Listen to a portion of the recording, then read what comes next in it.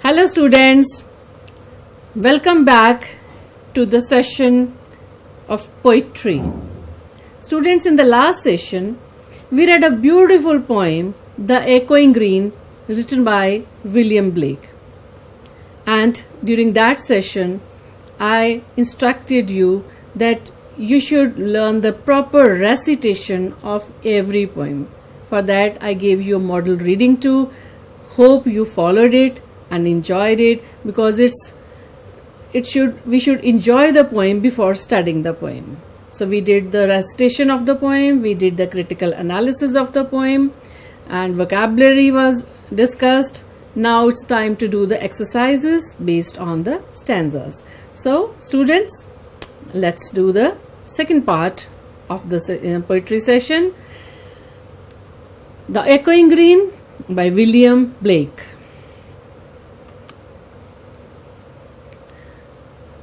A beautiful picture of echoing green. Here green means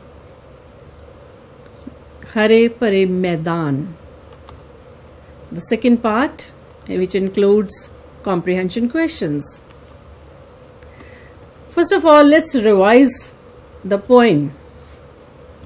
The Echoing Green has been taken from Blake's Songs of Innocence. The poem can also be read as man's progress of human life through its different stages. The green, that is, the open green space, comes alive with the cheerful shouts of children and the songs of birds. As the children play, the older people relax under an oak tree. These old people feel happy as they watch the children at play. They are reminded of their own childhood. As old John does laugh away care, he shakes off the problems of his day-to-day life for the time being. He thus shares the carefree laughter of the children. So students, I hope you remember the poem in detail. How in the first stanza we saw a beautiful scene of children playing in a green park and music of the bells from the church and the singing of the songs and the kids laughing, enjoying and playing. And the old people who were watching them, they remembered their own childhood, how they also used to play like this in the greens. And in the end, the echoing green changes into a darkening green. When the kids become weary, they get tired, they go back to their homes, sleep in the laps of their mothers. The birds also go to sleep in their nest. And now the echoing green is the darkening green. It is the end of the day. So in this poem, the poet has described not only the stages of the day, but of life also. Childhood is the initial stage of life and old age is the last stage of the life. Now let's move on and revise another aspect of the poem, that is the rhyme scheme. Rhyme scheme means how the last words of the lines rhyme together. Now in these lines, the last word of the first line rhymes with the last word of the second line. Arise, skies. Second rhymes with the third. Ring, spring. Thrush, bush. Round, sound. Seen and green. So we say that the rhyme scheme is AA, BB, CC, DD, EE. So these are the rhyming pairs of words, where the two words which rhyme together, like ring and spring rhyming pair, thrush and bush. This I would like to point out. This is not 100% rhyming, only the last sound is rhyming. So in every stanza you can see hare and care, oak and folk, play and say, joys and boys, seen and green. In the last stanza, weary and merry, descend, end, mothers, brothers, nest, rest, seen and green. I hope you are clear about this point now. The rhyme scheme AA, BB, CC, DD and EE. So this is the first stanza. I'll read it once again for you. The sun doth arise and make happy the skies. The merry bells ring to welcome the spring. The skylark and thrush, the birds of bush, sing louder around to the bells' cheerful sound, while our sports shall be seen on the echoing green. The first question, name the poet and the poem. Name the birds which sing to welcome the spring. What purpose does the ringing of the merry bells serve in the poem? I'll take you back to the first stanza to do question number 2 and 3. The first one was mentioned in the beginning of the poem and in the last session also. For second and third, you can refer to the stanza.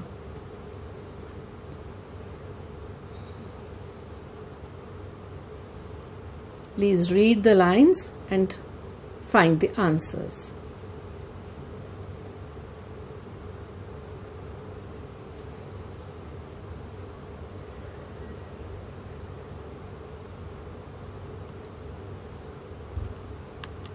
I hope you were able to find the answers. The first is, the poet is William Blake and the poem is The Echoing Green. This I told you in the very beginning. And the birds were skylark and thrush. What purpose does the ringing of the merry bells serve in the poem? What are the... You can read again. In the fourth line, to welcome the spring. The merry bells are ringing to welcome the spring. Question number 4. What arises at the beginning of the story and descends at the end? Options are the sun, bell, a bird, an oak tree. What is the setting of this poem? Setting means where the poem is, it is occurring, at which place. A bush where birds live, the nest of a bird, the home of old John, the echoing green.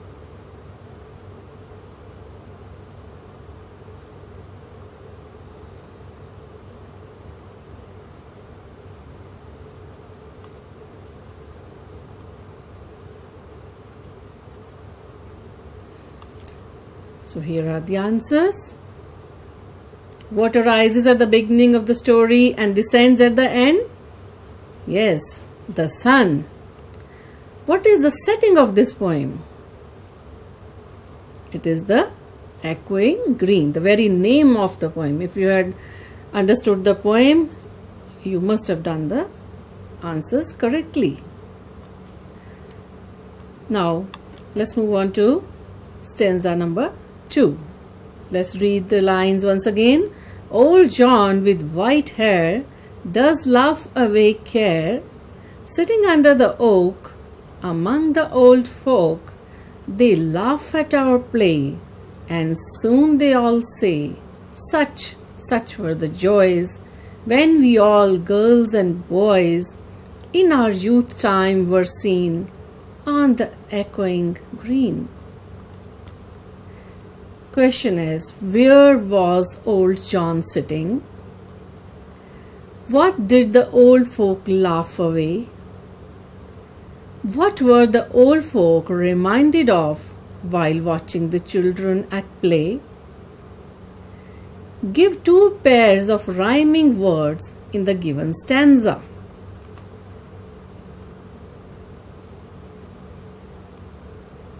Read the questions.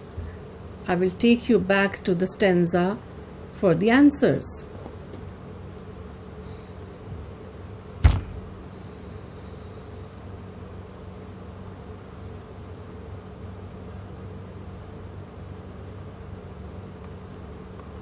Have a look at the stanza and find the answers.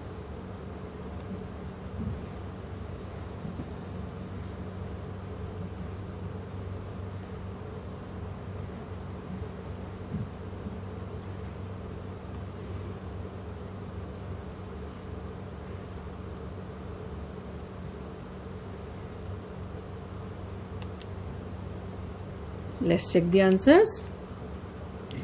Where was old John sitting?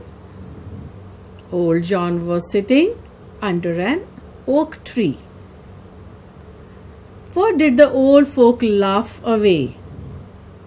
They laughed away their worries and problems. In the lines it was written care. The care means worries. What were the old folk reminded of while watching the children at play? They were reminded of their own childhood when they played in the echoing green. Give 2 pairs of rhyming words in the given stanza. There were many rhyming words. Hair and care, oak and folk. There were others also. You can write other answers. Hair and care, oak and folk, play and say, joys and boys, seen and green. These are all rhyming pairs. So let's move to stanza number 3. I'll read it once again.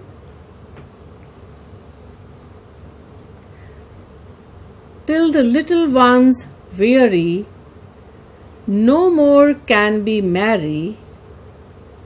The sun does descend, and our sports have an end.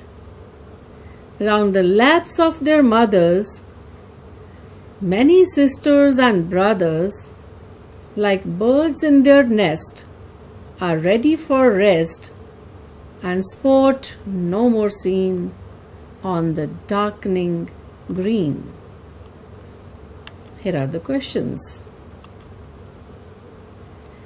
Name the things that take rest at the end of the day. What does the words weary, descend, and end, and rest suggest? Let's go back to the stanza and find the answers.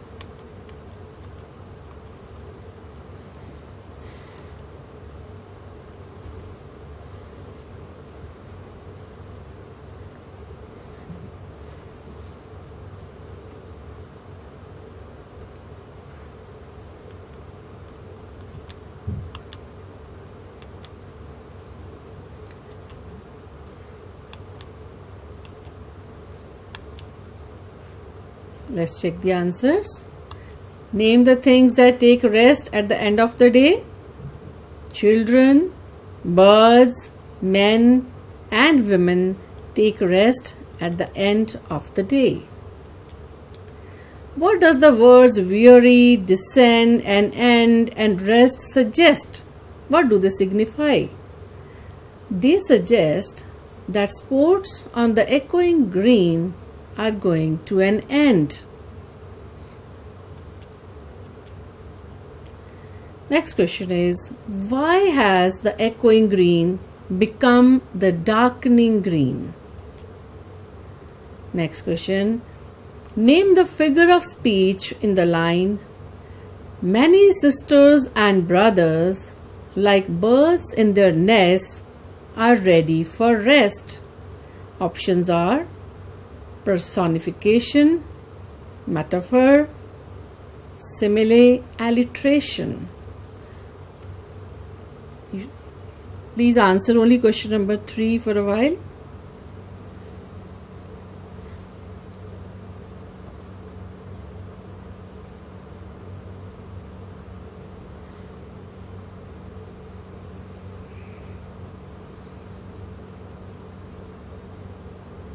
So why has the echoing green become the darkening green?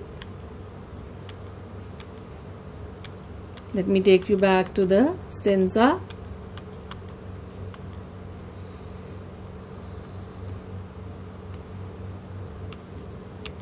Okay. Now why I told you not to do the next question and wait for it? There's a reason behind it. Can you read the options given? Options of figures of speech. There are 4 options. Let's first discuss what is the meaning of these 4 figures of speech. Then we'll come back to these questions again. Figures of speech. The first figure of speech, this was an option given in the question, is alliteration. What is the meaning of alliteration? Alliteration is the repetition of the same sound, usually initial consonants of words in any sequence of words. Repetition of the same sound means कि same sound is coming again and again, and usually, not always, but usually the initial consonant, you know, there are 5 vowels and the rest consonants. You very well are aware of these. And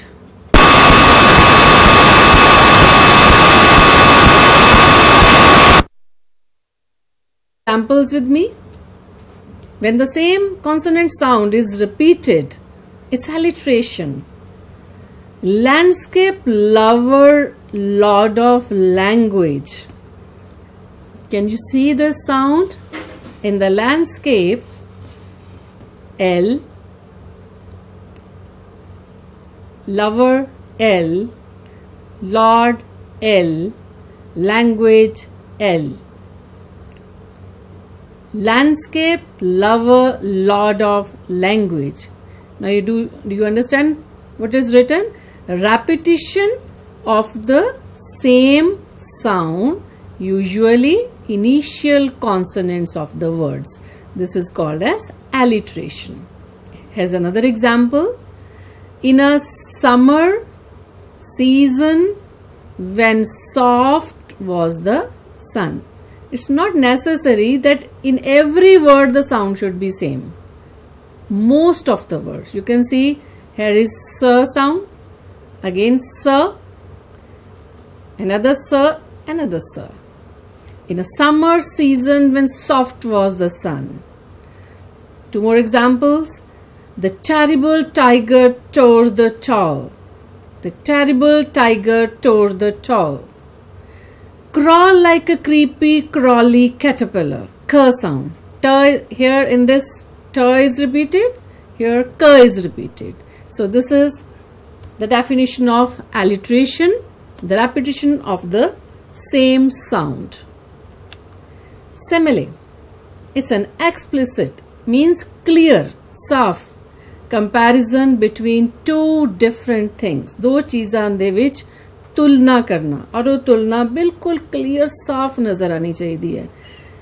It can be a comparison between two things. It can be a comparison between two actions or feelings.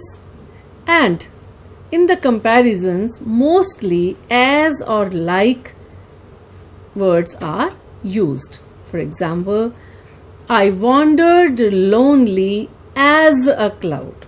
एक बादल दी तरह, as a cloud. In the two pictures, you can see as busy as a bee, as brave as a lion. So simile is an explicit or a very clear comparison between two different things. बहुत आराम नाल कोई भी इस comparison नू देख सकता है. Personification. The very name suggests person. Person means vyakti. Personification is a figure of speech by which animals, abstract ideas or inanimate things are referred to as if they were human. ਕਿਸੇ ਵੀ idea, ਵਿਚਾਰ, ਇਨਐਨੀਮੇਟ thing, ਬੇਜਾਨ ਵਸਤੂ ਨੂੰ ਜਾਂ animals ਨੂੰ ਵਿਅਕਤੀ ਰੂਪ ਦੇ ਦੇਣਾ, ਉਹਨਾਂ ਦੀ ਗੱਲ ਇਸ ਤਰ੍ਹਾਂ ਕਰਨਾ ਜਿਸ ਤਰ੍ਹਾਂ ਕਿ ਉਹ ਕੋਈ ਇਨਸਾਨ ਹੈ। तो पर्सन तो personification, स्टूडेंट्स ਤੁਹਾਨੂੰ याद रखना बहुत ईजी हो जाएगा। Always remember personification with the help of this person. So personification is a figure of speech by which animals, abstract ideas or inanimate things are referred to as if they were human. Example, the friendly shade. Shade छां है and friendly is a person. कोई person तुहाडे नाल friendly हुंदा है, तुहाडे नाल बहुत अच्छा दोस्ती वाला सलूक करदा है, तो शेड नूं असीं कह रहे हैं friendly shade. That means we are referring to the shade as if the shade is a person. This is personification. The sun happily greeted everyone. तो can sun say hello, good morning, how are you? No, the sun can not say. But in poetry, we often use this kind of expressions. तो sun ਨੂੰ ਅਸੀਂ personify ਕੀਤਾ ਹੈ as if it is a human being. And look at this pencil. It looks so angry. The angry pencil. Now, can a pencil be angry? थोड़ी pencil गुस्से जा सकती है. But in poetry, such expressions are used. So this is an example of personification, a figure of speech in which animals, abstract ideas or inanimate things are referred to as if they were human.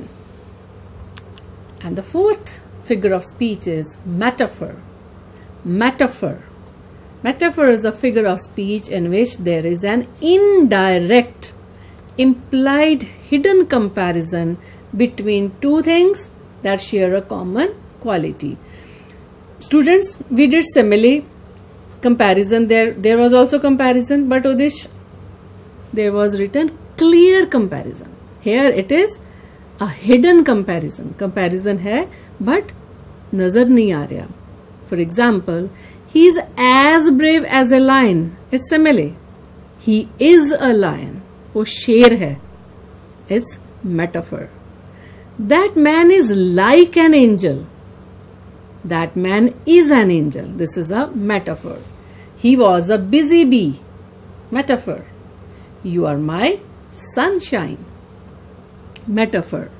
So students, why we have discussed these figure of speech? Because in your examination, you will get one question from whichever poem is in the exam. One question will be based on figures of speech. So we'll be revising it in every piece of poetry of the syllabus. So here I take you back to the question. The question was, name the figure of speech in the line, many sisters and brothers like birds in their nests are ready for rest. This is simile. How do we know? Because many sisters and brothers, they have been compared with birds in their nests, like, using the word like. So now you understand why we said that it is simile. So we missed question number 8. Why has the echoing green become the darkening green? The echoing green has become the darkening green because the sun sets and night falls. It is the end of the day. There is no more sunlight. Night has fallen. And all the kids and the old people, they have gone to their homes. So it has become a darkening green now. So I hope you enjoyed this post-reading activity. Let's move on to the next question. I give you a few seconds to do this. Write the central idea of the poem. You find it difficult? Or can you write it on your own? Do you want some help? Okay, here is some help for you. This is the central idea with the help of some blanks. Take your time.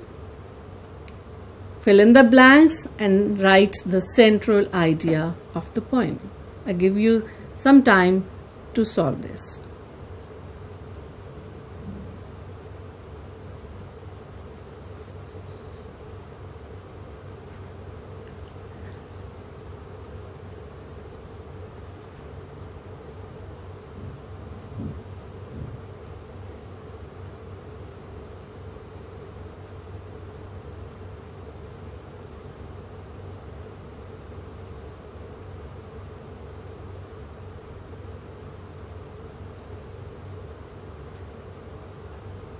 It's not necessary that you have to write only these lines.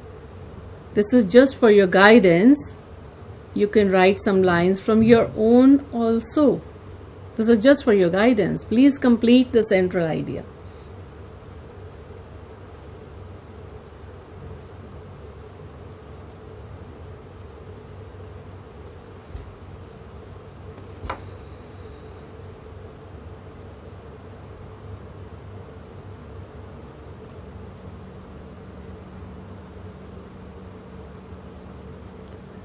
Written? Okay, let's see. Central idea. The poem The Echoing Green is written by William Blake. The poem tells about 3 stages of life. The first stage is childhood or innocence. Rising sun, singing birds, playing children signify idea of childhood playfulness. The second stage is maturity. The old people in the ground remember their past. They see themselves in the playing children. Sunset, darkness, games coming to an end suggest death, the last stage of life. So dear students, I hope you were able to answer all the questions and write the central idea of the poem, and I hope you enjoyed the poem also, because without enjoyment the whole objective of studying poetry is lost. Poetry is to be enjoyed rather than to be studied. Yes, we have to do the critical analysis also for examination, but enjoyment is very important. So students, I hope you enjoy poetry. This is Varinder Kaur Sekho, lecturer in English, Government Senior Secondary School, Machli Kala, District Mohali, and the presentation is prepared by Arvind Kumar, lecturer in English, District Gurdaspur. So students, thank you so much. Keep studying, keep growing, keep smiling, take care of yourself. Thank you so much.